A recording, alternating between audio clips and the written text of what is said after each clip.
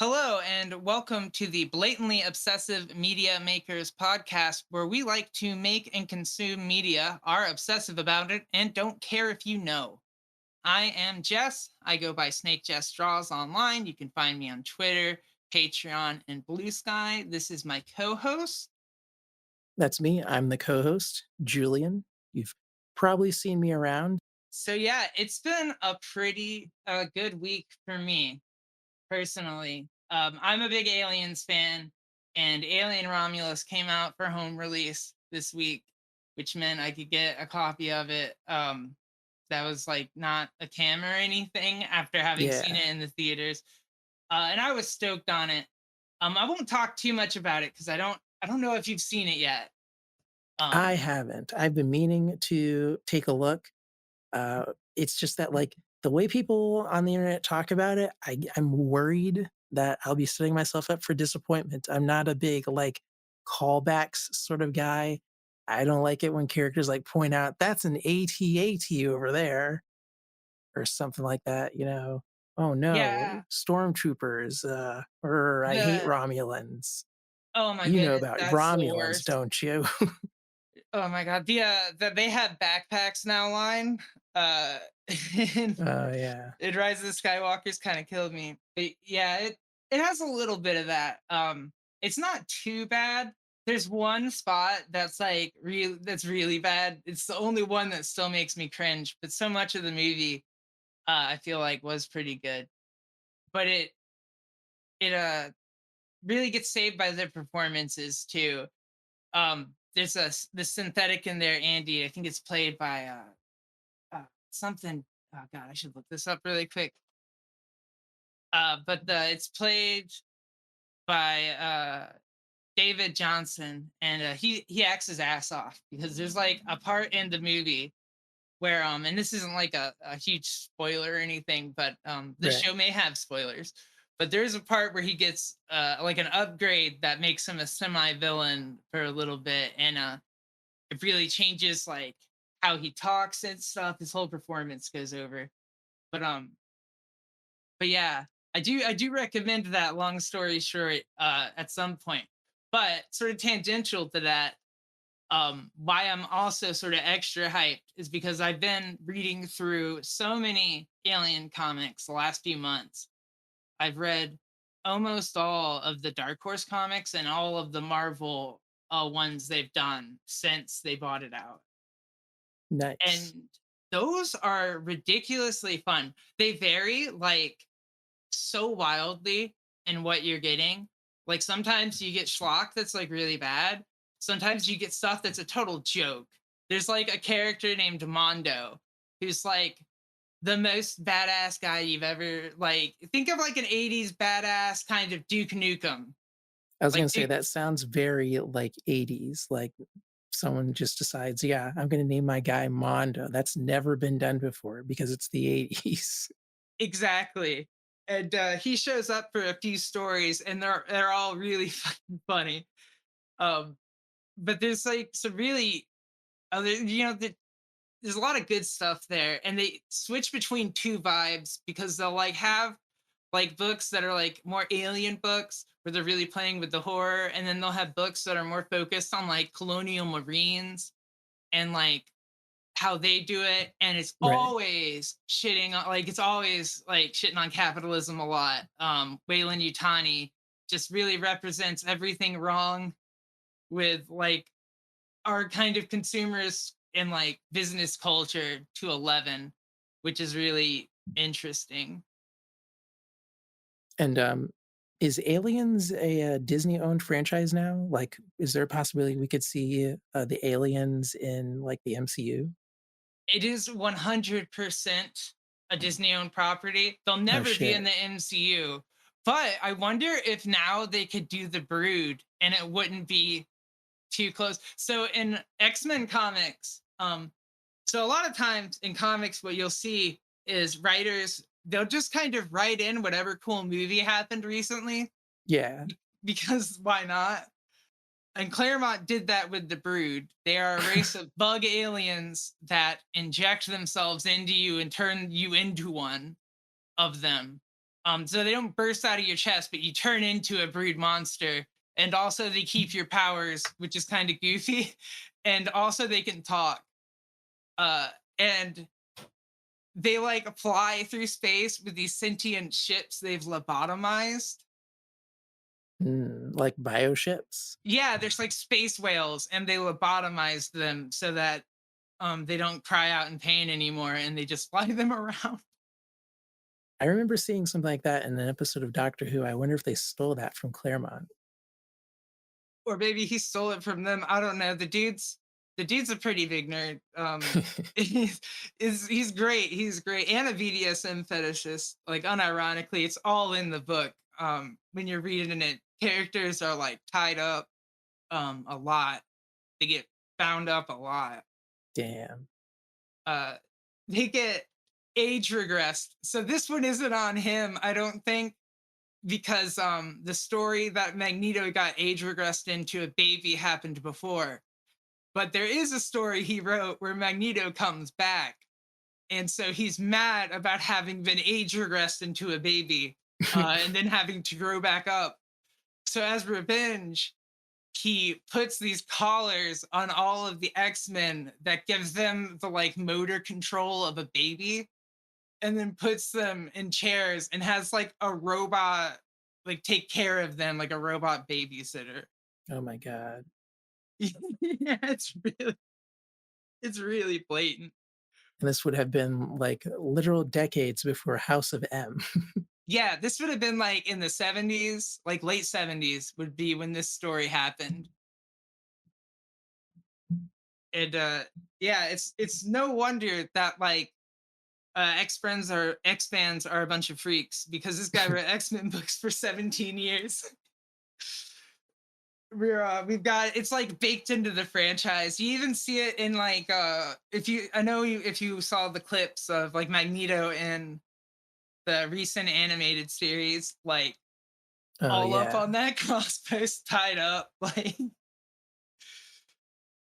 That man. costume was, a lot. Oh yeah, with the He's like arm thing and the big M. the whole, like, full body, like, setup too. Hmm. It's pretty wild. He only has that for a little bit in the comics, but he does straight up have that in the comics, and it is pretty wild. "I guess I'm a good guy now. Let me put on my good guy costume." He just comes out in, like, a sex Speedo. I love how the Marvel universe is like that. They're just like supervillains can just like flip and it's okay. It's like I know you killed a bunch of people or you're mind controlled, but go right back to being a hero. Or I know you used to be bad, but you know you were on Thunderbolts that one time, so you're good. Like it, I don't know. It's just amazing how they're really quick to forget and forgive, and then go right back to hating them whenever they take their inevitable turn back. I'm not sure how often this happens, but I could see, like, SHIELD being a good front for that. Like, "America needs your help, criminal scum." Yeah, they would be. Um, Although now the status quo is that Shield's pretty not there. It's like very MCU adjacent now. No more Yeah. Shield. It's all there is a Shield. It's defunded. That's actually in they defunded the police. It's like it had a big. I didn't read this, but this I think this was the Secret Empire plot line where it was revealed that Shield was all like Nazis, or it got made up that way. They used the cosmic cube to make Steven had been a Nazi or something, and it all got undone. But it ended up with Shield not really being a thing. And then even before that, Shield after like Secret Invasion, like Shield got kind of ousted, and Norman took over with Hammer and stuff. So they've not been around. But I'm reading this book. It's Mystique #1, and the plot is Mystique's out there, kind of. I don't know. We don't know what she's up to, but she's doing something. And Nicholas Fury Jr., who is basically MCU Nicholas Fury, because they made him because Ultimate Nick Fury is based off Samuel L. Jackson, Yeah. but regular Nick Fury is a white dude who looks like a '70s spy because he was made in the '70s. and he's a spy. uh, but they really like that. People really were attached to that Samuel L. Jackson version, so they made a son of him that Oh. is also as Nick Fury Jr. and they use him, and he's pretty cool. I like him, but he's got a desk job now, and he's trying to like get resources to go hunt down Mystique, and they're like, yeah, no, we don't do that anymore. You can you get a couple guys in the van, not literally, but it's pretty much how it works out. It That was pretty wild. But to bring it back to aliens real quick, I did want to mention this one was in particular. I read this, so this was just really wild to me. It was a story where they had something called a Max unit. They're sending in colonial marines to clean up a space stations and stuff. They have whole units for this. This is how bad Wayland Yutani lets the xenomorph problem get. They have whole cleanup units, and what they do is they put like prisoners, they signed them up for this. So it's like, oh, you have 30 years in the corpo prison, well, you can do 15 years on this basically suicide team that's going to go kill these xenomorphs. But one of them is Mm. way worse. One of them is a giant robot, and inside of the giant robot is a person, and that person never leaves the suit. And they inject them with drugs to induce sleep, and then they inject them with drugs to wake them up and send them in a blind rage. Oh my god. Yeah. And they send the guy in. This is the other prisoner, right? His job is he wears a thingy that protects his face so he doesn't get face huggered, hopefully too quick. But they'll break through the suit eventually. But his job is to get captured and to get taken to the hive and cocooned up. And he wears a homing device that draws the prisoner who can't really think but is in a rage towards it, so that he draws them to the hive. And then there's a little thingy on there so that the guns will automatically turn off if he accidentally points at him. This is their cleanup strategy. And like, you It's know very what? realistic. Right? I totally believe that if you gave a corporation full control, they would give someone a bullshit sentence and then put them on a suicide squad. And like having a guy go in to be like the guiding mechanism for the actual like weapon that you want to point in. Yeah, they just don't give a fuck. And at the end of that story, so they go in and they're like, God, we need help to do this. And it's like, no, corporate said we're not going to do that. And it's like, well, can we just blow it up because it's too damn like much. We can't do it. The space station's huge. There's hundreds of them. And it's like, nope, corporate says you can't. You have to do your objective. And it turns out the whole thing is they have to hide the fact that a Wayland Yutani ship accidentally brought the xenomorphs aboard that station. Oh shit. And then their plan is to kill all of them anyway, uh, Oh, of not to course. let the team come back. So pretty classic stuff. But yeah, what about you? What have you been uh, watching, reading this week? I've been in a weird place this past week. I finally caught up on the Rick and Morty anime, Oh, and that's fun. I might say I am very pleased with the show so far. I think episode 10 is airing this Sunday, and Oh, I I'm thought it was excited. done already. Nope, not yet. They've Oh, got another episode. I I might think have it to is check like that out. getting very close to the end though, because all of like the characters' little arcs are getting like very neatly wrapped up. Okay. Something that I like about it is that it's not entirely clear like if it's a side thing or if it's taking place within the continuity of the show. And the characters kind of like behave in a way that makes it seem like it's occurring within the continuity of the show, but in a very non-committal way. Like Rick is there, and it's definitely like the Rick from the show, except not really because he's not constantly an asshole. And a lot of the characters are like that. And it's almost like a very pleasant reprieve from the like constant bipolar crassness of the original series. And Yeah. then the show like swerves and it still like employs a teeny bit of cruelty, but it reserves all of that cruelty specifically for Morty. Is he the Meg of the show? Yeah, kinda. Like the plot of the anime is that the bug aliens from the first series that kind of like got downgraded to just being like little bit guys for Space Beth to occasionally fight. They're big villains in the anime. And so Oh, the primary plot of the anime is that the bureaucratic bug aliens, they're constantly showing up and they've got like evil plans that they want to enact. And at this point, Rick doesn't really care. He's not involved with them directly, but they are like wormed into everything surrounding him. Like Space Beth is fighting them. Rick steals a thing, and then Morty ends up like uh, caring for some reason about the resistance against the bug aliens. yeah. So And he can't get then, away from him. yeah. And the show does this thing where the versions of the characters that you start with, those aren't the versions of the characters that you, like the Rick and Morty fan, care about. They're an alternative version. And then the show like pulls back to the versions of the characters that we know. And that's when it becomes more of a reflection of like what they were showing in the previews with like for some weird reason Jerry is hanging out with Cronenberg Jerry, and Mr. Nimbus will like show up as like a bit character and stuff like that. Oh, I love Mr. Nimbus. I didn't know he was gonna show up.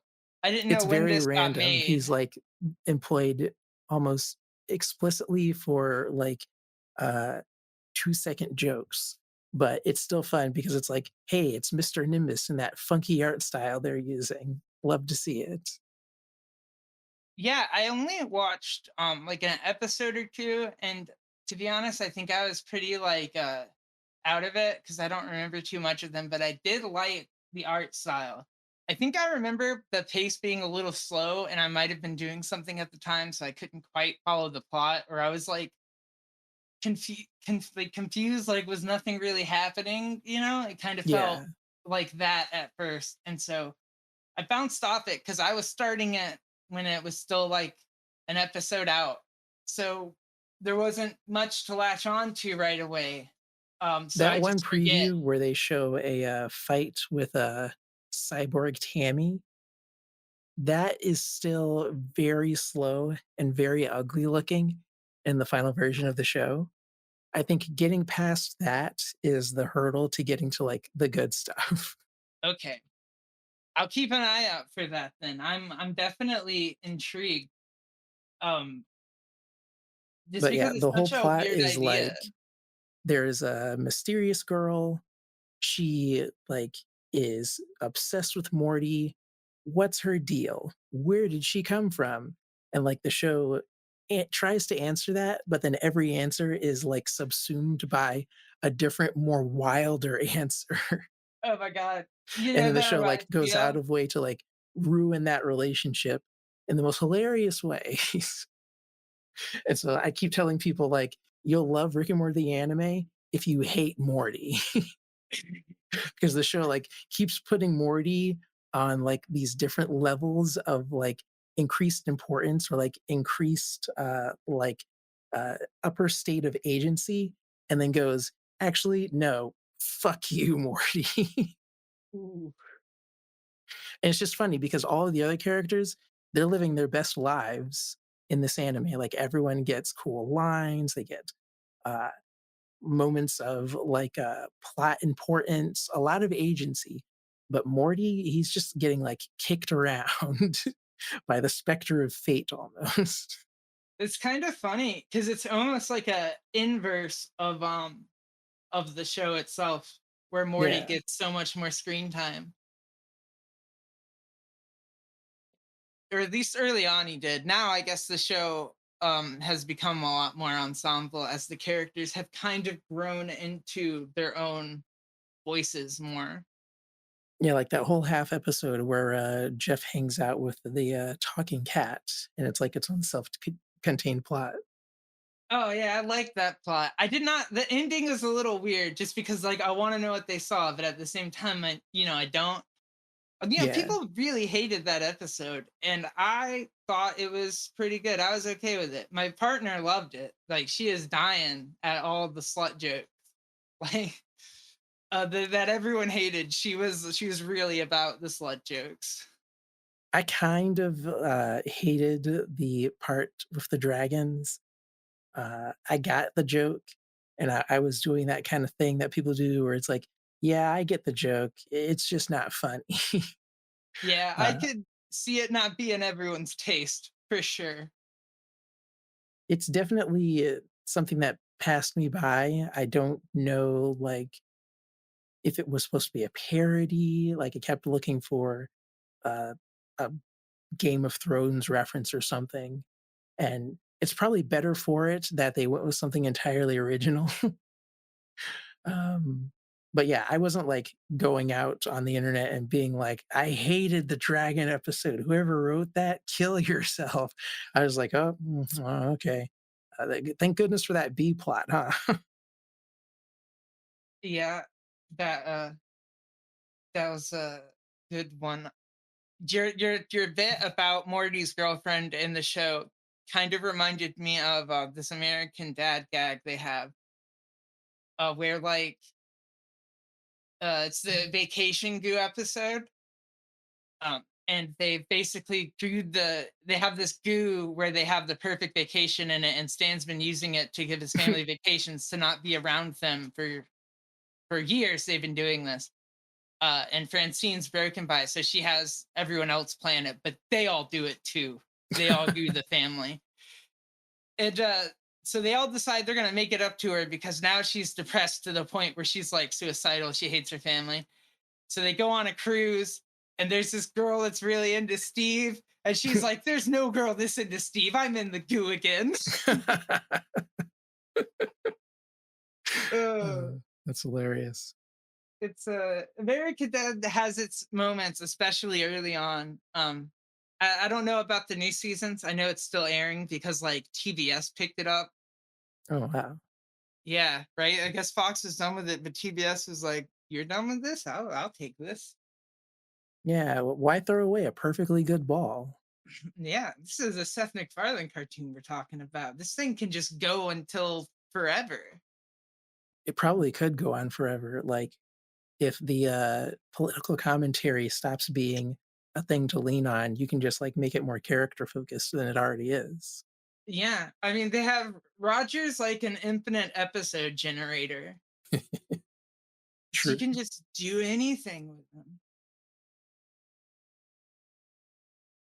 Yeah, other than Rick and Morty, the anime, I've kind of, like, nestled into this, weird routine where I wake up, go to work, come home, do housework, maybe I'll watch YouTube. YouTube's been doing this weird thing where the, subscription page no longer has a, 5 by 3 grid. Now it's like a 3 by 2 grid because they made the, thumbnail previews stupidly huge for no reason. But I still managed to find something to watch. I'm not sure if that was the, intended result. Maybe they think larger thumbnails makes you, want to watch more videos. I don't really understand how that works. If I see a bunch of videos, I'm gonna watch all of them. If I only see, like, 3 videos, I'll click on just 1 and then leave. Yeah, I'm gonna be real. I never use the subscription tab anymore.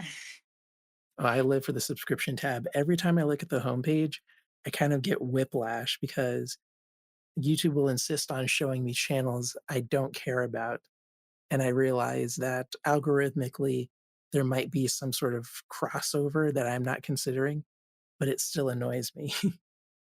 Yeah, I find it shows me like stuff I'm not interested in, or stuff that I've already watched, or like stuff from a channel, but like that I like, but from like 8 years ago, before they're the channel that I like. They're not. They're like it's too early of their work. It's not actually good, Oh yeah. or they just like show me nothing, or like they get not nothing. It's like too samey, and it's like nothing that interests me. It's like, yeah, this is all related tangentially to comics, but it's like really boring content. Like I don't want any of this. And then you have to go out of your way to inject some other thing into your algorithm to fix it. And I don't know, YouTube's just getting harder to, I don't know, enjoy stuff off of, I feel like, these days. But that's also kind of a me problem for not tracking out more good content on my own. Yeah, I feel that. My favorite thing with, like, algorithm failing, on YouTube is that it will give up and just, like, show me an entire channel's contents in the homepage.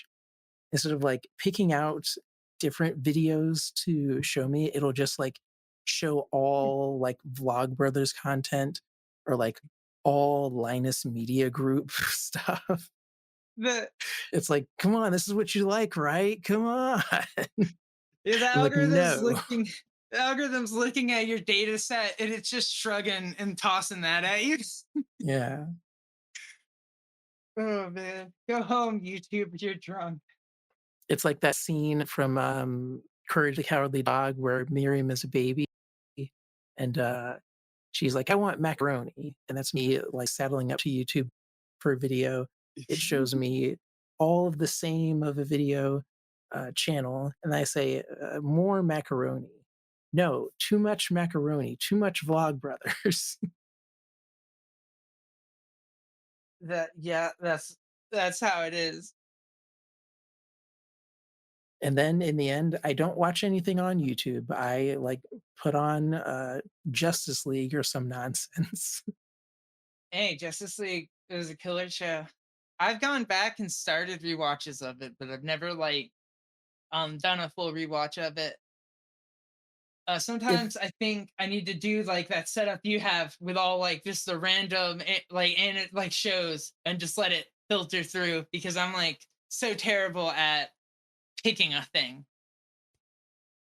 it's also something that I think benefits from having, uh, like, time spaced in between segments.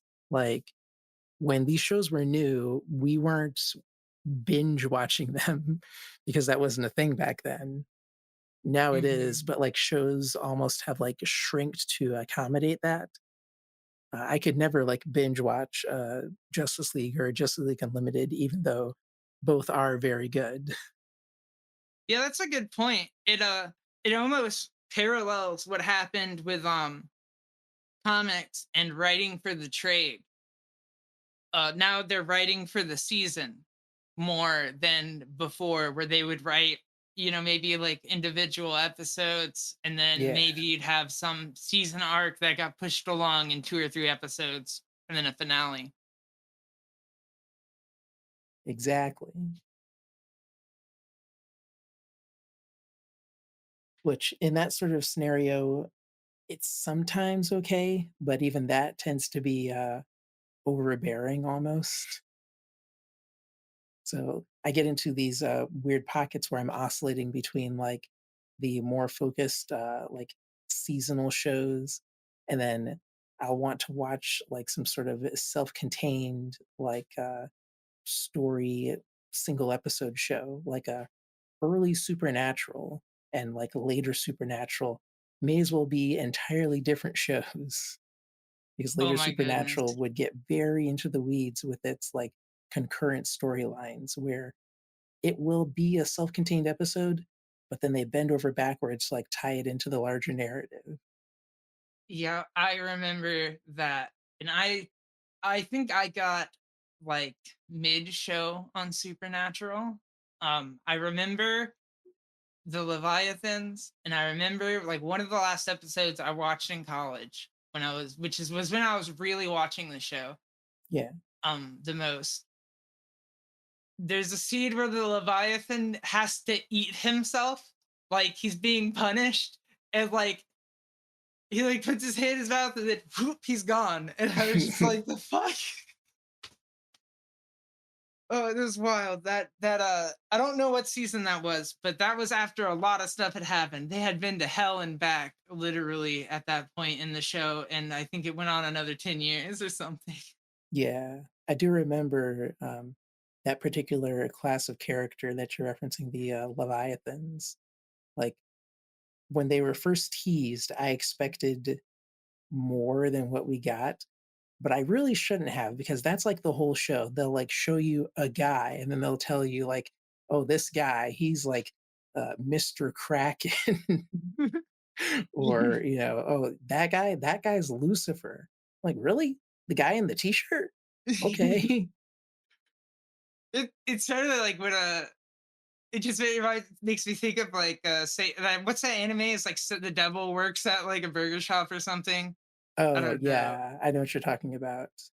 It's very like that. Uh, but yeah, I remember that shit. It's like, oh, it's a big smoke demon for like a second, and now it's a person. Yeah, They only want to be a smoke demon, and that makes sense. They like to look like people, because they're mad that they didn't get made like a person originally. That's my head yeah, canon. They're like, shit, I don't have to be a smoke person. What the fuck, God? which I think that's when the show really started to lose me when they started introducing, angels and stuff in a more prominent role, and then, like, there was infighting in the angels. I remember liking Castile. All right. I remember liking him all right. But he had the trench coat, and he was like the first part of that. So Yeah, like before it really got it went out of there. I think I remember there being there's like a Kevin or something who could read angelic or something like that. yeah. So much stuff happened, but I was with you there. When I heard Leviathan, I was thinking scaly monsters or like something like that. And then they were Even, just like, like something simple things. like, there's a lizard character in Mortal Kombat who, like, when you look at him, he seems like a normal guy. He just has a lizard face that's covered by his ninja mask, and they didn't even do that. I'm like, they don't have a makeup department. They couldn't, like, give those people, like, lizard faces. Wow. Yeah, that's true. And I feel like they did some costuming and effects in the early Monster of the Week episodes. A little bit. But yeah, it was. I mean, it was a CW show, so the budget was never tons. It is so wild to me how many shows came out of CW slash WB and stuff. I remember when Yeah. I was younger, not knowing they were the same thing right away, but then I was like, oh, that makes sense. They Charmed and Buffy and stuff. I picked up on it right away, but that was just because I was, like, that much of a TV weirdo. I was like, "Oh, Carsey and Werner. Guess that deal finally went through." And my ass had, like, never read a single copy of Variety in my entire life. Yeah, and that would be what those magazines would have been for, huh? The internet Yeah. really kind of took their lunch. Oh, yeah, now anything that happens, everybody knows about it. Like, there's no mystery about it. You won't hear about it in, like, some book later. You're gonna find out before it even happens. Man, speaking of scaly monsters, um, that kind of got me thinking. Do you remember way back in the day they had a Blade TV show and it was like on Spike TV or something? I do remember. I'm pretty sure they did lizard vampires in that show. Or maybe no, no, no, I'm sorry. I'm sorry. They made a show out of Dusk Till Dawn. They made a Dusk Till Dawn TV show, and That that I had did not know lizards. about. That sounds Yes. crazy. They had like lizard vampires. They wouldn't always be lizards, but they like would show them. But they were like kind of snaky. I'm trying to find a good clip of the TV show and not the movie, but it is hard to. Oh, that's because I typed movie and not TV show. That would explain it. That's on me, Google. I blamed you too quick. The movie does have lizard aliens, or not aliens, but vampires too. But they're just they look more monstrous. But I don't Yeah. think the show lasted that long, but it was pretty cool. I did enjoy it because it did have that kind of vibe. It had that supernatural vibe, the way they were buddy buddy. And the person who played Quentin Tarantino's character, instead of being Quentin Tarantino, they were very attractive, and it helped.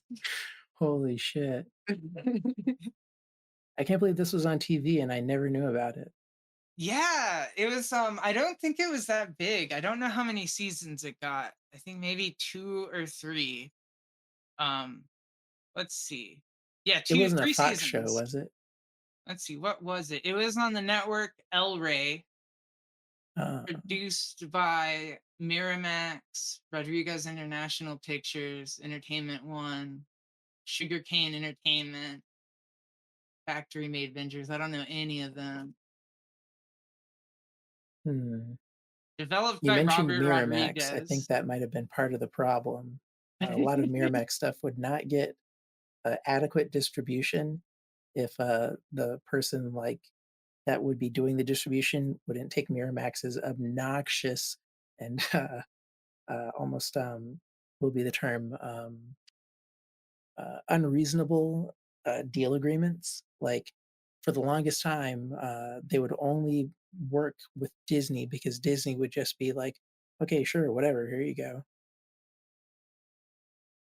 Wow, I bold, bold move from Miramax to command that when they're Miramax. I can't think of like off the top of my head. What are Miramax properties that would be like that would give them that kind of power or like the influence? I can't I think even. it would mostly just be like uh, tangential projects that like are working off of the association with something bigger. Hmm. Like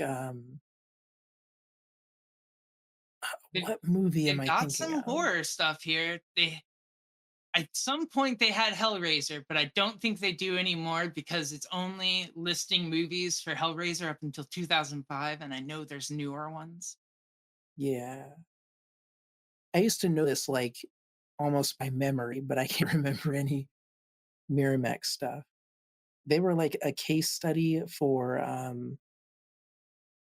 building up your own almost like a production studio. This was like before Legendary really took off. Everyone was like, you've got to follow the Miramax playbook. Hmm, interesting. Yeah, I need to one day. I need to learn more about the distribution and production side of like TV. I kind of am more familiar with how it is now that it's kind of changed from being about like distributing to cable networks and distributing to streaming networks. Yeah, which I think is almost to the benefit of the streaming companies because everything's kind of flattened out. It used to be you would have concerns over like, um, oh, well, if I'm going to work with Disney, then I would have to have some sort of like a idea in mind of like which branch of Disney I'm targeting, or if I'm working with Warner. Warner also has their different branches. Is it going to be on broadcast or is it going to be on cable? Direct to video was like the thing in the 90s, but now everything's like completely flattened out. And it's like, oh, Amazon, Disney, Apple, Max, take your pick. And now you can get uh Disney and Max and Hulu together in one ad-free bundle for 30 a month. Yeah, that disturbs me. It's like it's new cable. It is. It is. It's 100% new cable. Hello, telephone customer. Have we got the deal of a lifetime for you? Hey, wait a minute. This seems familiar. Nope, this is entirely new. Now we just have to wait for them to start putting in weird, smaller streaming services that we don't really want, but we can't get a cheaper version without. You wake up This one day and you like have access to Playboy for no inexplicable reason. You got Shutter, Slutter. I don't know what other ones would rhyme with that, but Slutter would be a Uh, really good streaming service name. After you said Slutter, I started thinking of like all of the different porn services like Tushy, Brazzers.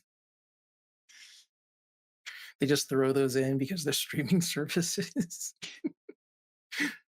Oh man, speaking of sluts, what did you think of Frankenhooker? Oh, that was amazing. I'm shocked that it came out in the 90s. It's got a certain level of satire to it that I did not expect. Yeah, Uh, Performances are also pretty good. Like I could see someone approaching it as like more than it actually is, and like saying the performances were bad. But if you just look at the characters like they're cartoon characters almost, then every performance is perfect. yeah. If you're going into it and you're like, this is a B movie, they're like a maybe even like an exploitation, a genre exploitation film. They're like for what it is, it's great. I mean, James Lawrence, he's good. And to your point about it almost feeling satirical, I think someone we were watching it with even mentioned that like it felt almost like someone was making a movie about B movies in a way and not like genuinely from the era. And I can kind of see that a bit. I that movie it was killing me. There were so many just small little character gags that I thought were great. They really nailed it with I really loved that short fat guy who was like so excited to be going with the Frankenhooker. Oh yeah, I wish I would have his enthusiasm for sex in a, dodgy hotel for anything in life.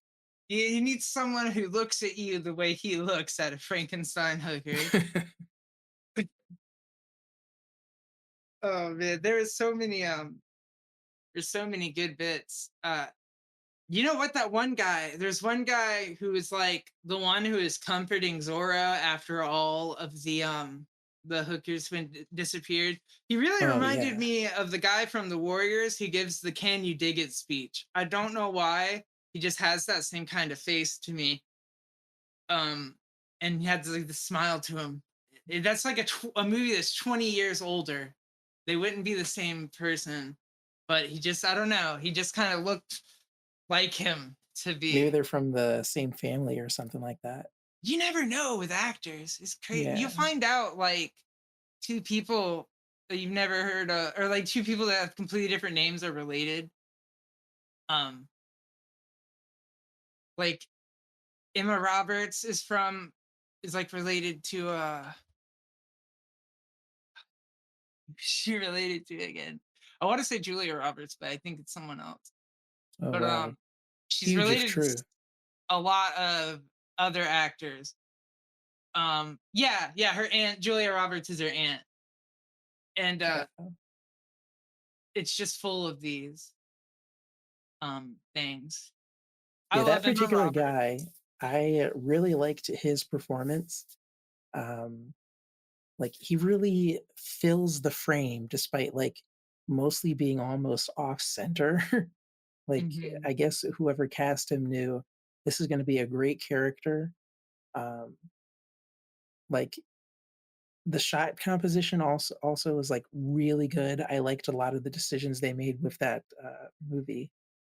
A lot of creative choices too, like the scene where the first sex worker blows up and then like they're showing her body parts like going all over the room. And then there's one shot that like follows her disembodied leg. It felt very like Evil Dead, but they only do Yeah, a shot like that one time in the entire movie. yeah. I loved that exploding scene. That was wild. I liked when they had the one time up to right when the dude opened the door, so that like it knocked him like out. Like Yeah. she like he opens the door, blows up in his face. That was pretty good to me. The honestly the effects for like being the B movie effects, I really like dug.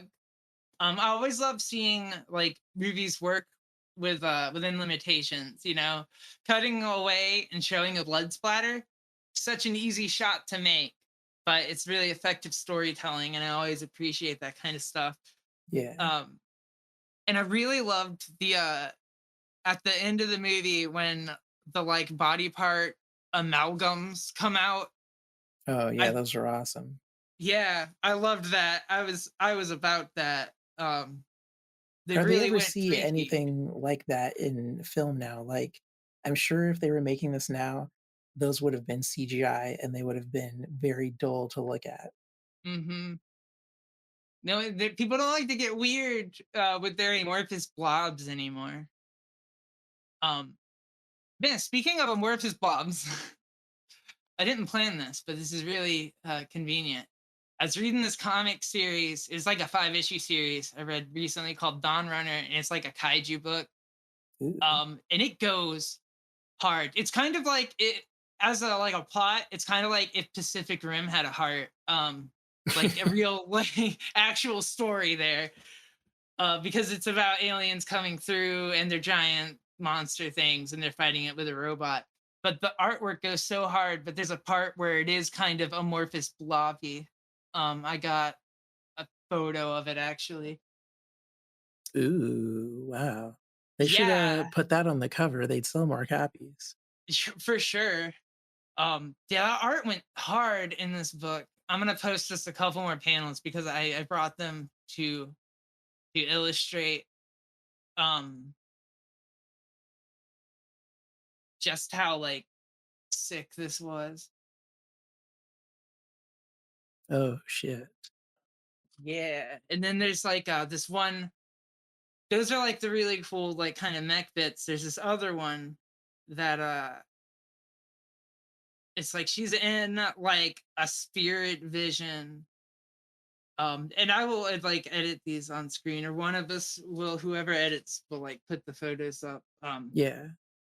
Just so people can see, and I'll describe in a second for anyone who's maybe not listening. It's like you see her body kind of in the process of morphing out, and it's like you see like many different versions of it, but they're all kind of connected, and it's, I don't know, it's really pretty.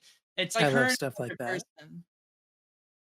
Yeah, it's great. I totally recommend the book. There's only 5 issues of it. It's like a full story on its own. There might be stuff down the road, who knows, but it was sick. I mean, like the artist on it is a guy named, I think it's like Evan or Ian. It's a Ram V book, which a lot of people are probably familiar with him. If Yeah. they read much comics at all. But the artist is Evan Cagle. And I don't know why he gives me like almost Jeff Darrow vibes with like how his pencils are and how he gets like just all these little lines, or maybe like a bit Frank Quietly or something. But I just, man, this art, it was I was blowing thinking of me away. Frank, but I didn't want to say. Yeah, but you were right on with that. Um, but yeah, that was a good one. The I was gonna bring this up regardless, but the blobs and Frankenhooker were a really good segue. That's how it goes. That's why this is everyone's favorite podcast to listen to, even if they don't know it yet. Yeah, they will know it soon. But yeah, I don't know. Did you have anything else to say on Frankenhooker? I didn't really. I really liked the soundtrack. After we watched it, I actually went out of my way to see if there was any way to listen to the soundtrack like by itself. Nothing has come up yet, but the search continues. Wow. I didn't think about the soundtrack, but I mean that's pretty that can be good because it's not obtruding or intruding, Yeah. But I didn't really think about that. But yeah, let me know if you find anything on that. Apparently it is on Spotify, but I don't have Spotify. Oh, So I'm trying wow. to find like my own way of accessing it. But like Interesting. I remember there's a that song that plays when they're smoking all of the drugs he made to like kill people. And it's very like it's very deliberately almost They Live-esque where like the song is just like saying do terrible things, but it's like uh in front of a very heavy synth, but then like randomly, like in the middle of the song, has a very catchy acoustic bit. Like the bridge is just an acoustic guitar, and that like made me pay attention to the music for the rest of the movie because that was amazing. Yeah, that bit was so good. Got super drugs, just super crack. That was What's funny is that she immediately recognized that they were super drugs. Like, I don't see an apple and then go, "Oh, that's a super apple." Things are just super in that world. It is a cartoon world for sure. True. People were just, the mom's just like, "Oh, you've got a big a brain with one eye. Oh, that's nice, dear. What do you keeps like lobotomizing it?" Oh my goodness, the bit with the drill where he like takes the drill and is drilling that hole in his head, and there's Yeah. like no blood or anything, and he's just like about it. That was killing me. I like the bit towards the end where, like, his, scream of terror isn't really, like, that, convincing as, like, a scream of terror, but then, like, remembering all of the times he took that drill to his head, it would make sense that he would just be, like, consistently off, and so it Yeah, still, like, works in, like, the whole of the movie. yeah, 100%. That was a good one. I was like, when I heard the name, I was expecting it to be funny, but I wasn't like expecting it to be like genuinely good funny, like in that way. Yeah. It makes sense that people, like, are constantly doing fan art of it and stuff. I didn't know that, but I'll have to go look for it. Oh, Um, yeah. Like, every other month, I see if someone has drawn the, titular Frankenhooker. I'm you like, "Oh, know, okay." now that I've seen her, I'll probably recognize it. I probably saw that and just thought that that was their original OC, Do Not Steal.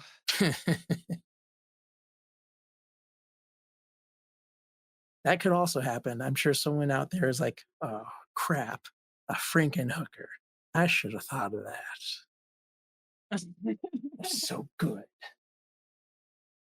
Oh God, I can't wait for a Smiling Friends season 3.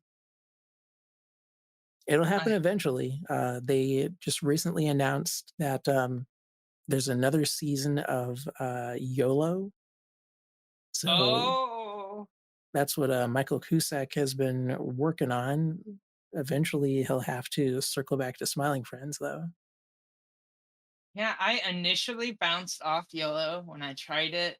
Like a year or two ago, I tried it, and I bounced off the first episode. I don't remember why. I think I just thought the character design of the friend was a little off-putting, so I was just like, I don't feel like looking at this today. Yeah, I don't wanna look at this goblin. Yeah, it's like I look in the mirror all the time. We can do something else for now. But Oof, but then I watched it this last year, and it's so good. It's amazing. It's so it's funny. hilarious. I love I like the second season a lot. Mega Bilby and all that stuff really killed me. And I like when he has his little self-realization song where he's like, "Oh, wait, maybe this whole time I've actually been a creepy weirdo." Um, I like the episode that's, like, all about Sarah's parents that may or may not have even been real. oh my goodness, that yes, the family lore. Oh, that was great. I love the dad too. The way he like he's always like trying to get you to do something, and then the second you do it, he's like upset. Or if you like don't take his like thing, he's upset. So, oh, I was just trying to look out for you, but no, no, never listen to me. And there's this one line at the end but he's doing this bit and it gets stuck in my head all the time. He's like, I always knew. I always knew. It just killed me.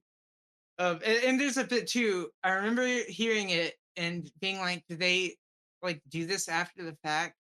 He's like talking about like fish and bones, but like it's in a really weird voice for some reason. And it's the only word in that sentence that's like said like that, and he says it like that 3 or 4 times, and I'm like, "Did they record this and then change what item he was talking about and then make it weird as a joke or something? Or, like, was that on purpose?" I just did not I wasn't sure, it was so bizarre. Oh, and there's a bit where, like, the mom's totally dead, like, in the background, there's, like, flies buzzing around her, and, like, Yeah. she's dead, and then I think she comes back later. I don't Yeah. remember. Did she not? I think she showed up later, and they just never explained it. And I'm just It's like, never okay. acknowledged, yeah. It's the kind of show that, takes advantage of whether or not you're paying attention, but you're not punished if you're not paying attention. Hmm. You know, after watching that and then going back and watching Smiling Friends, I definitely see uh, where Cusack's influence on the show is. Yeah. Like Spamtopia has his fingerprints all over it with Oh, how they're going definitely. in there and they do the song and everything. A lot of, visual gags that, like, have crossover between YOLO and Smiling Friends are easy to notice too. Like, Hmm. when a, character just becomes a motion graphic, they're not animating anymore, Hmm. or, they'll randomly, like, get really rotoscoped. Oh my goodness, yes. I love that bit. Because it's like one of the early episodes, there's like a flute guy or something, and he's just dancing around going nuts and he's all rotoscope. Uh, Yeah. that's pretty great. Oh, I love that bit too. The oh my god, you are so dumb. You are so fucking dumb. Oh. And then the demon comes, it's like you can't go any place muddier. You're in the like muddiest, fuckiest place already. Uh, I good also time like that that it's show. very Australian, like, not to be all place Japan, but, it's fun to watch a show that doesn't reflect, uh, a North American sort of like a mentality or mannerism to it. Like, for the longest time, it felt like everything, on TV was either, "Oh, someone from LA wrote this," or "Someone from New York wrote this." Yeah, 100%. How many Even though I do like those kinds of shows. Yeah, how many shows about struggling writers and actors do we really need? True. I think I know that you gotta was, write like what you know, but I think that's Californication was the last straw for me with that kind of a character conceit because, like, he doesn't even do that much writing in the show. I think the last one I watched that was really about that. But it wasn't even really about that. It was kind of like tangentially about it. It was You're the Worst. Oh, I remember loving that show. Oh, it's When the, so main good. character, like, professed his, love and, affection for Janis Joplin, I was like, "Oh my god, me too." Yeah, that was a good one. Good cast. real funny. I love I forget her name, but I love the main character's kind of girlfriend. She, you know what she almost reminds me of? She reminds me of Kristen Ritter's character in that bitch from Apartment 22 or 23 or whatever. Oh, yeah. Was there ever an ending to that? It feels like it just, like, evaporated. You know, it just evaporated like half the shows that she's in for some reason. But I remember liking that show a lot. It was my introduction to James Vanderbeek. I didn't know who he was until he was a character on that show. I think Eric Andre was also on that show. He was. He was. That was the first place I saw him too. Wow.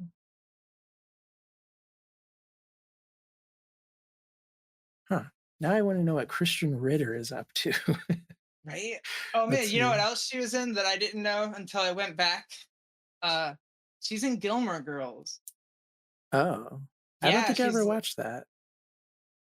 yeah, it might not you might not be the target demo on it. It is kind of a women's show a little bit.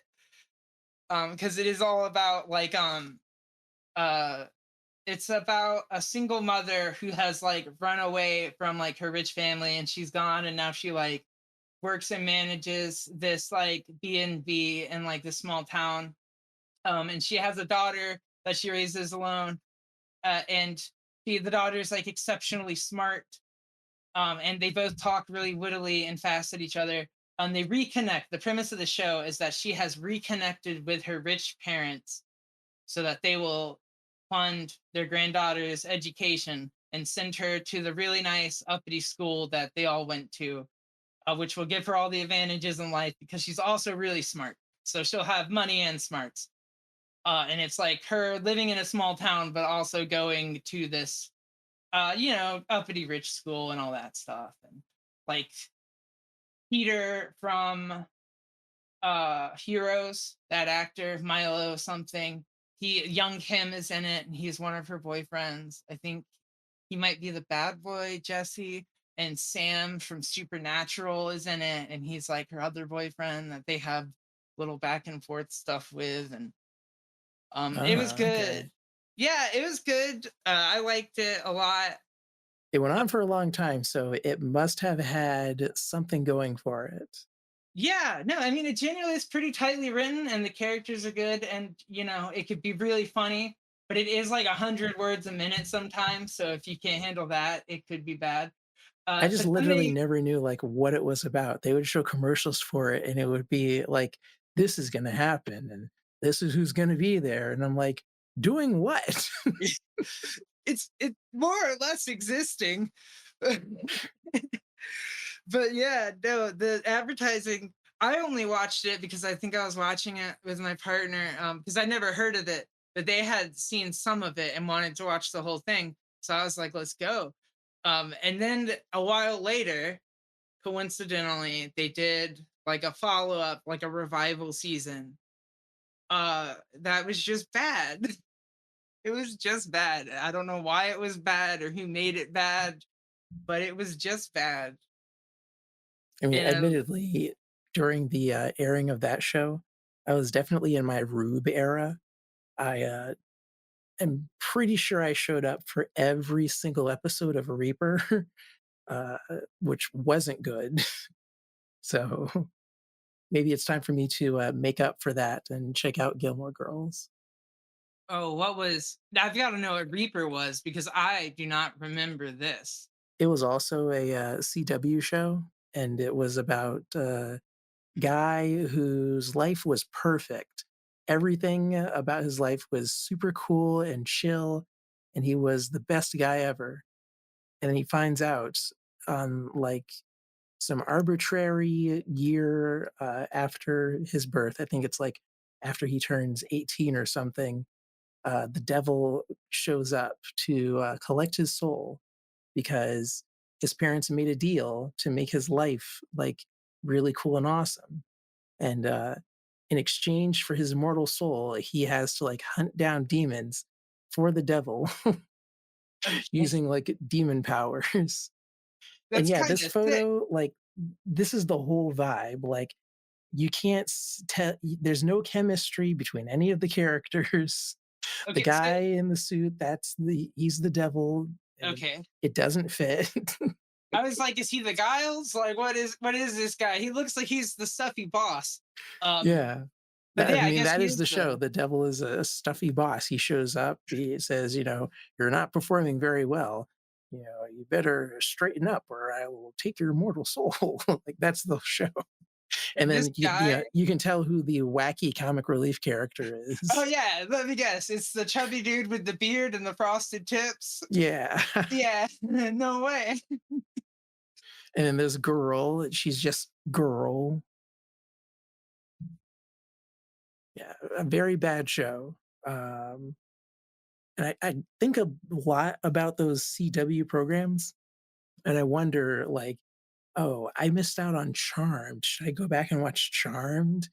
I didn't see the last season of um, Smallville. Should I go back and watch Smallville? And then I stop because I remember like all of my attendance viewing for Supernatural and Reaper, and I think maybe not. Need a second opinion. Yeah, I missed out on the Smallville train entirely. I watched like WB and CW. I just somehow I've totally missed it. Which is weird because I was already like a comic fan at Yeah, that age. So somehow I just managed to not know it existed. But I knew stuff like Angel existed. I only watched it sometimes, like if there wasn't much else on, but like so I knew that stuff was around. I don't know how I missed that one. But definitely an element of like the era because those shows lived and died in the primetime slot. So like if you wanted to watch anything at like 5 p.m. or like after 9, you weren't seeing any of those shows. yeah, I remember I would see reruns of The Simpsons after school every day, Yeah. and that would be a lot of what I'd watch. A lot of my TV watching as a kid was like just a couple hours after school, but before my parents got home, and it would be like reruns of Star Trek or Friends or Simpsons and that kind of stuff. And then Adult Swim at night when I was like, my parents let me have like a tiny TV in my room. Oh, yeah. Um, so I turned the volume down and put the subtitles on and like go to sleep watching TV like that. And it was like an 11-inch TV, so I don't know how the fuck I read those subtitles, but I would read the subtitles in bed watching like Adult Swim and stuff, and good times, good times. But yeah, Charmed is one that I did see. I did go back and watch Charmed as an adult. And I can say that there's like, I mean, it does have, it's a CW show, so it's got a lot of those like CW tropes or whatever. Yeah. But it's got some cool arcs. And they do some crazy, like timey-wimey future broken, kind of stuff like that. That was pretty interesting. But I don't know if it's necessarily worth going back to see. But like, maybe one day someone will make a 2-hour YouTube video on it, and I can solidly recommend that. Yeah, don't watch this show, but definitely watch the 4-hour retrospective. The future hypothetical 4-hour retrospective. That's the new strat. Yeah, on our hypothetical TVs that tune into programs that might exist one day. I actually wonder about that sometimes. Like there are a lot of shows that I remember, and then like I will like type into YouTube like uh what's a show I typed in? Last of the Summer Wine retrospective. Expecting nothing and getting nothing, but it's like, wow, what if it actually got made? Like I'm sure there's more than a few like videos of people talking about their favorite Star Trek series or least favorite Star Trek series, Hmm. but not enough people talking about the weird niche nonsense that got put on television. There is not. There is not. There's some people who kind of make it their niche to find, but not tons of them. I do find sometimes people will like get a little subniche, like they'll talk about the goosebumps and the weird like kids horror, but then for some reason they'll also be into like some other random thing. I'm thinking of one channel in particular, pushing up roses. She's really Oh yeah. into Murder She Wrote, which I don't really know what it is, and then children's horror, kind of like it is just a funny combo to me because it's goosebumps, goosebumps, goosebumps. Murder She Wrote, huh? What? Who? I used to Uh, watch that a lot. It is just like, oh, what if there was a writer who solved mysteries as a hobby because her job is writing? it's a okay. It's a mystery procedural. Okay. Yeah. Like there's On a a whole episode that revolves around a crime committed on a computer. And this is when computers were new. So, of course, our titular character can't solve the crime without some nerds by her side. And so oh it's my like goodness. a very funny ensemble episode in a show that doesn't really do that too often because it cuts into the suspense. Mhm. On a scale of 1 to Columbo, how good of a show would you say it is?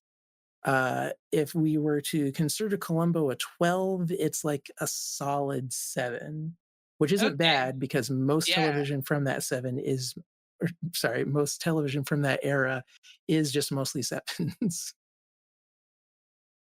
Yeah. No, I can feel that for sure. Um I don't know what made me think about this, but something triggered in my mind. Have you ever heard of a movie called Sideways? It's from 2004. It's based off a novel. It's about um oh, now I remember why this came into my head. It was because I think one of the people's a writer. It's about a writer and a friend, and they go on a wine trip. But the only thing that's interesting about it is that for some reason the like novel or the I don't know if it was the novel or the movie, but the ad of one of them had a huge effect on like uh the wine market. They actually like lowered they like shit on one type of wine and they made it sell worse. I forget uh type of wine it was. Wait, I do sideways. remember seeing Sideways, but I don't remember a lot about the movie. I've always been a big Paul Giamatti fan, but never that big of a fan of Sideways. Yeah, it is Pinot Noir production in California increased roughly 170% since Sideways was released. Wow. Did people not know that they were watching a comedy and that you shouldn't take anything the characters say seriously? I guess not. Because the sideways effect is also generally credited with depressing the market for Merlot, based on a Wow. memorable line from the movie when Miles colorfully proclaims his disdain for the wine, declaring, "No, if anyone orders Merlot, I'm leaving. I'm not drinking any fucking Merlot." Really, that's all it took? It wasn't even clever. That must have been a character that you, the viewer, are supposed to like. I bet it was the Paul Giamatti character, wasn't it? It had to have been. It had to have been. That was the really smart self-insert character that everyone wants to be. Yeah. Wow, that takes me back. Sideways. I haven't thought about that in like forever. And by thought of it, like see it in a movie lineup and they go, oh yeah, that was good. Yeah, well, we're spelunking all through the past. We're hitting every decade. We hit 90s, we hit the 2000s. I'm sure we bumped on something in the 2010s. Somewhere like out there in the world, the nostalgia critic was like sneezing. He something's amiss in the balance of the universe. His People are power is remembering dwindling. things. Yeah, if you remember things, it takes away his power. He's not doing you a favor. He's tricking you. Yeah.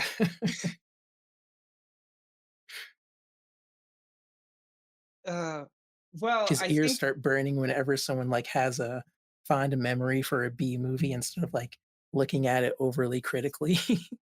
oh my god, if you say a good thing about the Joel Schumacher Batmans, he will bust through your door, and then tell you to pay for the damages with a back credit card. I love. We were talking about this the other day, but how like those things sort of, you know, this reactions prep you for, you think you're gonna have really strong reactions to stuff you don't like, but then Yeah. when you don't like stuff, it's just boring. You don't really care that much. Yeah. True. I wonder I if that think that's had any why influence on like the internet culture being where it is sometimes in social that's where my media. mind was going too. Like, maybe that's the reason why now, uh, the way content is presented, it's all very, like, rapid fire. You're almost, like, assaulted with bad stuff that, is what is necessary for it to take effect. Like, you're not looking at one thing and then, like, going, "I'm mad as hell, and I'm not gonna take it anymore." It's like a compound effect of, like, negativity. Hmm.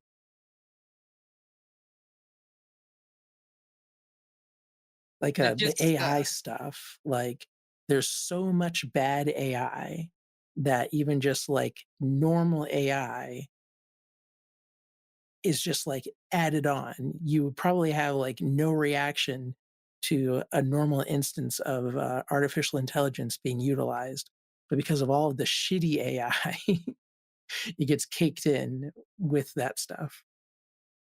yeah, I feel it.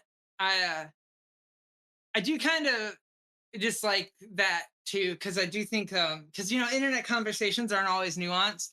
So people, Yeah, they just hate on AI, and I get hating on like generative AI and stuff and like stuff like that, or like image generators especially, and that. But I think it's really cool that you could make AI like really, really efficiently sort data on like 10,000 galaxies in a way that would be really tedious and expensive for humans to do, but can be done reliably and by a well trained AI system. And then, and in a like, readable format, like, we've had AI for years, but I'm pretty sure, like, when it comes to the sciences and such, you would have to take whatever is produced and then spend, like, 3 years, like, making it readable. mhm, The computer would just refuse to do that for you. 100%. I imagine it's gotta be for the places that you can find really good, smart utilizations for it that can be like verified by a human, but can take away like time intensive labor, you know? Yeah, I can imagine for medical uses, it has to be so good, like one day, to have it just collate data, because like humans can't recall everything that has a certain symptom, but it could like an AI could really efficiently like collate that data for a doctor, and then they could narrow down the possibilities based off their like human intellect and what's most likely and stuff. It like save yeah. time You wouldn't and rely stuff. solely on the AI much in the way that we don't solely rely on WebMD. Exactly. It's just people love to hype up new tech.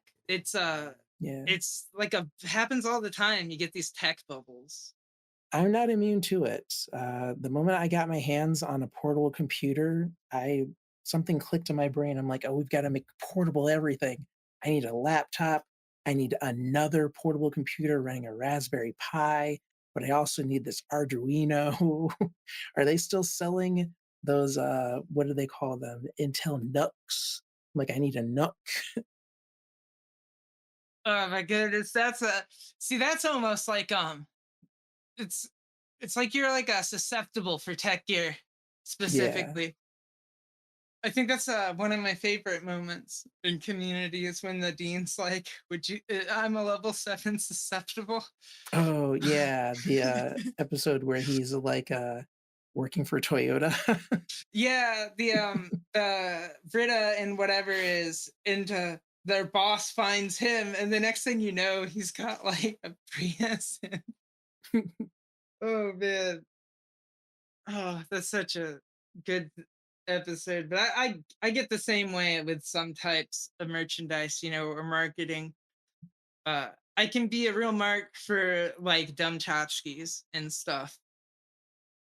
Like the other day, um, I saw like this alien plushie. Oh, Um, wow. and like it had to have been, I feel like it must have been a marketing post. And if it wasn't, it was hella good marketing because like I swear to God, like 5 or 10 people have posted that they have bought one since then. And like I have too. Like I'm not even gonna lie. So yeah, I get that feel. You're not immune to propaganda. Seems like everything is a plushie now. I never would have thought that a, alien plushie is something that I could buy in my lifetime. Right? And it has a little zipper mouth, which is so cute. Damn. Yeah, 5 years from everything now, we're is a going to get, plushie. that guy from, Nightmare on Elm Street as a plushie. Oh, I bet you there's a Freddy Cougar plush. Holy shit. Let's see. Or Krueger. I said Cougar. Freddy Cougar, that'd be funny. It's like Freddy, but it's like a middle-aged woman. Write that down. That's probably get something that someone could draw and it would go viral. What if Oh, Freddy you're right. Krueger was a sexy cougar? That, This that MILF would is work. going to haunt your dreams. This Oh summer. my god. That's a really good tagline. A MILF's gonna haunt your dreams. That's so good. I have to remember that for real. Wow, that's a lot of different, I would iterations on what a, plush for this character could look like. I'm sure like 75 or 90% of these aren't licensed, Oh, yeah, especially the, Etsy ones. which are probably the best ones. Yeah, I love Well, going on Etsy for, like, illegal products to things that should not exist, but they do, and as a customer, I'm not the one who's, like, at fault for buying them. yeah, this isn't on me. It's on people to enforce their trademarks. Yeah. I remember one time there was an artist who specializes in, Pokemon fan art. They, make very elaborate shirt designs, and then they will sometimes sell the shirts, and every, like, piece of art on the internet is susceptible to this, unfortunately, and it does suck, but, there's this company, and I say company very, gingerly, almost, non-officially.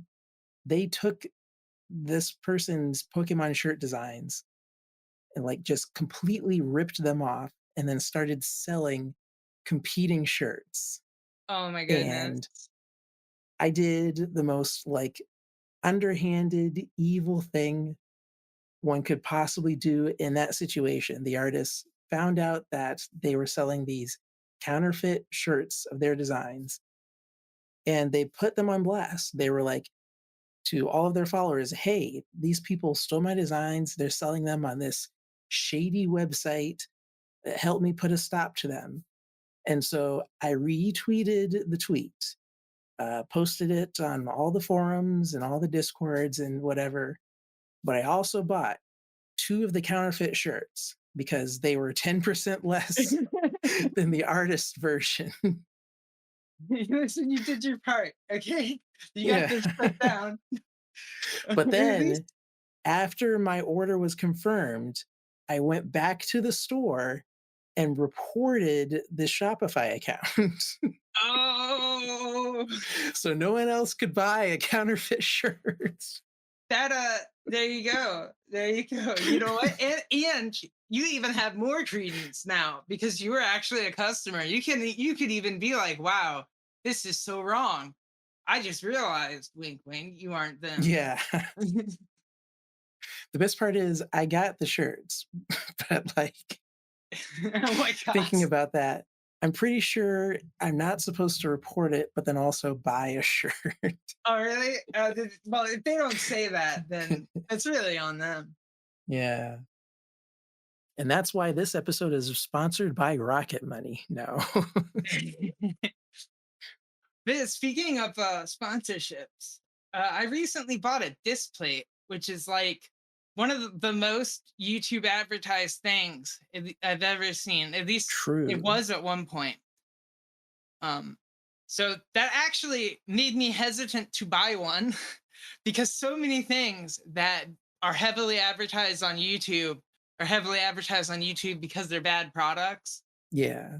But I actually kind of like the disc plate. Uh, I would say go into it with a discount because it's one of those things where like they've clearly priced it above the normal price so that it feels good when you have a sale. Yeah. But I'm pretty pleased with like the actual quality of the thing that I had mailed out. And I was kind of a little wary, but I figured if I was gonna try a metal poster, because I saw on Amazon they have like knockoff metal posters, which I assume work with like the same magnet holders. But Right. um I didn't want to get one without having gotten one of the actual ones to see if the concept even like works well. Because maybe it sucks and it won't hang very well on the wall and it'll fall down in a day. But it didn't, and I was very pleased. And it is neat that you can like replace them really quickly and easily. I'm about to have like a wall of xenomorph posters. Hell yeah. It is it is oh my god, I saw a meme going around where it's like it's based off this little comic where someone sees the thing and then instantly they become obsessed with it. Oh, I found it. Yeah, I have it on my phone. Yay. And like it's really literal because I feel like that happened to me. They watch Alien Romulus, and then the camera pans out and reveals they now have a whole room full of alien merch. Yeah. It's like I liked the franchise before. I'd always been a fan of Alien and Aliens, like going back a long time. Yeah. Even like as a kid, I was terrified of like aliens for some reason, like alien abductions, like rays, and like it was like messed up. But for some reason, the xenomorph design looked kind of like a monster to me, and I wanted to get it a couple times because like they Yeah. had figures of it. My parents were like, "No, you're like terrified of aliens. You're gonna get this, and then you'll never sleep." So no. Um, which I don't know, but if that was true, but I get where they're coming from. So that was a smart decision on their part. Don't risk it. Yeah. But yeah, no, it definitely turned that way because I've got like two alien posters, one disc plate, another disc plate in the mail, and another poster in the mail. But they ship out from like Poland or whatever, so it does take a little bit, That's how you know it's high quality. It's coming from, like, some obscure country that's Europe adjacent. right? It's when I saw that, I was like, okay, this is not going to be bad. Sometimes I get worried when I order stuff and like I see that it's shipping directly over from China. I get a little concerned. Sometimes they're good. Oh, It is yeah. sometimes they're the worst knockoff you've ever gotten. It's very funny, like, a lot of people meme about, Wish and AliExpress, like, "Oh, everything there is always crap." It's like, not always, you just have to know, like, what quality looks like. Not everything is presented in an honest way, and, Hmm. it does take trial and error to, like, figure out what is being marketed, deceptively and what is, like, an actually good product. Like, those, mannequin figures that are usually, like, just, under 6 inches tall. very cheap on AliExpress, but then, like, are marked Mhm. up stupidly on Amazon for no reason, Mhm. but they're quality. Yeah. Especially like sometimes for the price difference, like them being a knockoff isn't even that big a deal because Yeah, it's just so much cheaper. And like I know for like a lot of figures, it can go either way. You know, sometimes the knockoffs are too bad and you really can't stand the difference. But as long as they're not falling apart, I generally feel like it's not terrible. Although I guess some people don't want to ruin their collection by having a knockoff or whatever.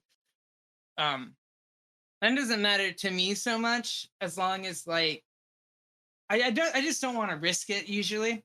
But yeah, sometimes when I see a deal, I'll go for it. And I did go for a really cheap um figure off of eBay once. That was like one of those drawing ones, kind of like you described. But the reason I went for this one is because this one was marketed as being extra muscly. And I was like, I could use some different body types. So I ordered, and when it got here, it gave me two left arms, but they put wow, one left arm on backwards. So that like, sucks. yeah. So I'm looking at it, I'm like, something's wrong here. And I was like, oh, those are triceps. And then it's like, oh yeah, I can't fix this. I mean, I guess if I'd had, oh no, I couldn't fix it because it goes in at the shoulder. But yeah, it was wild. So I got what I paid for on that one, which was not much. That's how I feel whenever I purchase those, sticker bundles where they're like, "Oh, you'll get 200 stickers for 50 cents." And I get the product and the print quality is like, "Oh, they just blew up a JPEG and then put it on a square sticker." Oh Guess I got what I paid for. yeah. When you can pick out, like, every single pixel in a, sticker design, you got gypped. Or no, I guess I can't say that. You got scammed. My apologies to, gypsies. No, you can't say gypsies. Fuck. Is that where that comes from? I never realized. In my head, I've been spelling that with a J. I did too. Someone pointed out to me that, the pronunciation doesn't, accommodate the J, and so that's when, like, the little, the you know those, segments in Sherlock where his brain is, like, going through all of the data, but, like, everything shown on the screen has nothing to do with what he's thinking about, but he comes to the conclusion anyway. Yeah, that's wild. Okay, today I learned. Um, well, I'm glad though. I'm glad. That's good. That's a PSA, if anything. True. Man, I learned today that the facing political sign that is in a legal area is a class 3 misdemeanor in North Carolina. I didn't know that. Oh, wow. I didn't do that. I just saw a post. Someone had their like a Harris Wallace signs like ran over, and someone was like, "Yeah, it's illegal. So if you have video camera who did it, you can report them." And a class 3 misdemeanor is not too bad. It's like if it's your first one here, it's only a $200 fine. They can't even give you the like minuscule jail time or whatever it is. Yeah. But like, I had no idea, and then I googled it and found out it's true, and also found out where to look up the exact text of general statutes for North Carolina. So if I'm ever law curious, I know where to go. Oh, yeah, I look at stuff like that all the time for my job because, there are laws that, fit in with, like, how, your work schedule functions, and, like, there are dictations that can vary from state to state, but they, like, say exactly when you're allowed to, like, take a lunch if you, like, start work at a certain time of day and stuff like that. Yeah. It's hilarious. Oh, that has to be a pain, I'm sure. I know I've seen HR training things. I've seen the stuff where like they have the little exceptions for like 8 states and then California and Minnesota. Yeah. But, this thing about, the class 3 misdemeanor is interesting to me because I live in a college town, and I'm wondering if this isn't a way to defend my lawn. like, just have random political signs on the fringes, because I do have No. active surveillance, so I'm wondering if I could just, like, abuse that access by putting some signs in my lawn in Yeah, order to dissuade people from messing with my grass. you'll have to check your state laws to see, but I imagine it's pretty common everywhere because it makes sense. You Yeah, know, I've never defaced a sign before because I'm not a dick. But I guess it would make sense for there to be a law that says you can't do that. I didn't think we needed that. I thought most people would just not deface signs as a matter of like one, it's not worth the effort. Um, but also because it's mean. unfortunately, when it comes to, politics, you never know what people will do. But True. when you said a $200 fine, I thought, all of these, college mooks getting loud on my sidewalk, stepping on my lawn, I'll fix them.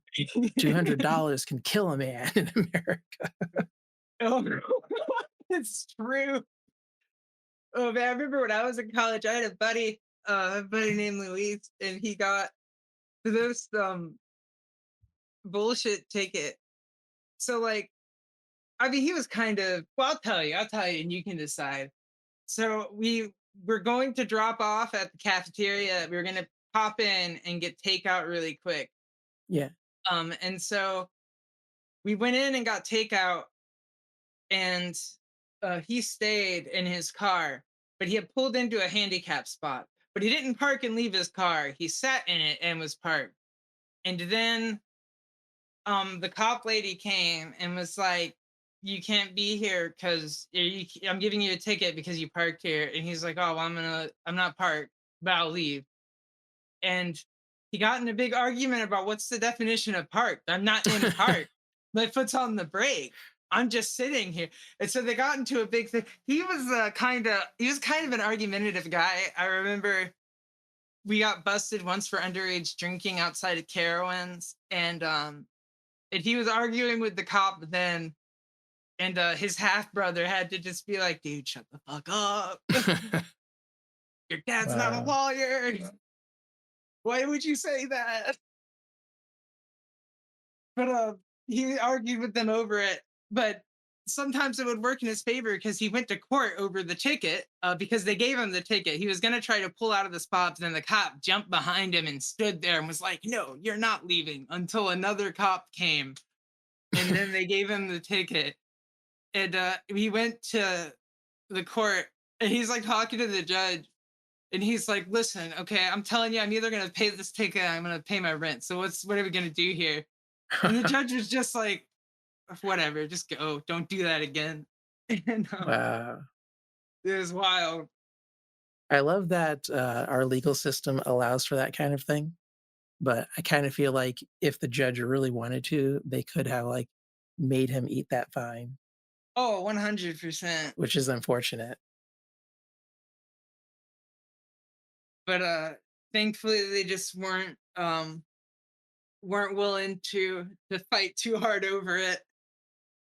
But it It was is a kinda pretty silly, full like, courtroom that day, so I think it was early in the morning, and he just didn't want to waste time on it.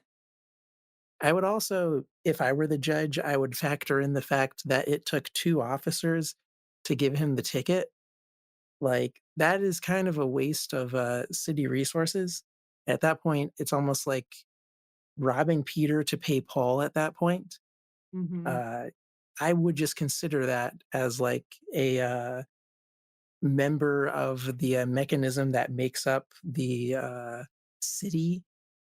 Just mark that as a wash, like, regardless of any other details, Yeah. and hope that no one says anything because it may encourage more people to, push back, um, which I Hmm. guess no one would make that consideration because cops are incentivized to take those sort of leaps because, um, a ticket is like a sale. If you were, a door-to-door salesman, more tickets means more money for you almost, or at Hmm. least you get to keep your job. Yeah, and don't they like But in I a scenario where that's not a factor, looking at the situation, I would say, "Okay, yeah, the cops were out of line. You can go." yeah. Um, don't cops even have like quotas? They have to. I always hear this. I don't know if it's true. It probably is Um, true. but it would make sense to me. I do hear that you're always more likely to get busted around New Year's for that reason, and also for the fact that New Year's is like a crazy party night that everyone drives drunk for. Yeah. I remember I was 19 one year and I was designated driving for some like acquaintances of mine. I didn't really, this is like my cousin's friend who I was kind of friends with, but not really. But he needed someone to drive him and his like older sister and older sister's boyfriend to like bars that night. So I did it. And I remember being at the bar and the place handed out free shots for New Year's. Oh, Um, shit. and like I turned it down because I was driving and I didn't want to get busted underage for some bullshit. But like they gave it to me. They were like so ready. They weren't checking IDs. They didn't give a fuck. I'm like, I'm not 21. I'm a designated driver. And they're like, oh, let's not give you that. But they were so ready. It was so funny. I wonder how many underage people got served that night because that bar just did not give a fuck. They probably wanted to make sure that, like, people were super happy so that maybe they would come back after the fact. True. Big events like that are usually filled with people showing up for the first time, and so you wanna make sure that they come back. That's very true. I've never been a big bar person, so that's one of the few times I've actually been to like a bar. Uh, I the tend other to time, flip-flop. A lot of bar activities are fun the first time, tedious the second time, and then the third time, I give up. So, I have to, like, keep it fresh. I can never, like, go to the same bar unless that bar is like, "We have a new cool thing." yeah, you're not gonna go play darts at the same bar twice. No. I would Although I guess be the, worst patron at, Cheers ever. "Oh, everyone it's, here knows my name? No, time to go." sometimes you don't want to go where everybody knows your name. Yeah. Yeah, I think it's wild that I know they don't have these in full on bars, but they do serve drinks at them. The axe throwing places. It Oh, just yeah, I've seen that before. I went to one at a job I was at. They took us for like a after work thing to one of those axe throwing places once, and it was kind of fun activity. I wouldn't want to be doing that around a bunch of drunk people though, because like No. there's just accidents waiting to happen. Yeah. It does seem like a cool activity, though. There are those, YouTube shorts that were popular last year where a guy would throw axes, but then also, like, just literally throw any sharp object at a target, and he would make the shot. Dang, skills. Because of Diego over there. Yeah.